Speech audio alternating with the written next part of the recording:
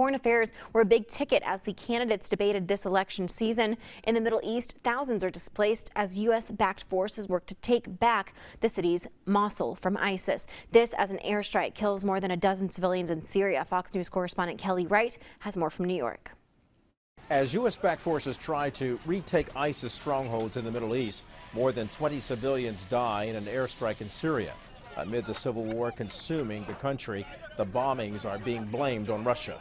So much bombing, just a miserable life which no one wants to live, and the poor kids that live this life. Suffering, injustice, and humiliation to the maximum extent. Hundreds of civilians are now fleeing the de facto ISIS capital of Raqqa in Syria as U.S.-backed fighters continue to advance towards the city. While they are hopeful, they don't think retaking the ISIS stronghold will be easy. Our struggle has been continuing for 2 days now. We are making our way to Raqqa.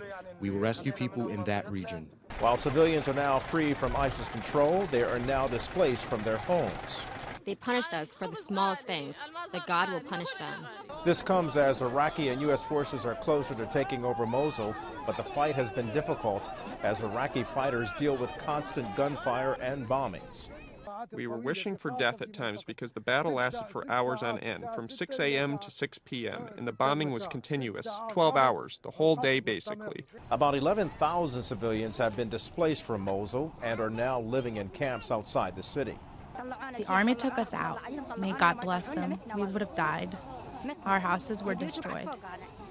ISIS has taken nearly 300 civilians hostage in a town outside of Mosul, while Iraqi forces found 100 civilians dead in another recaptured town. In New York, Wright, Fox News.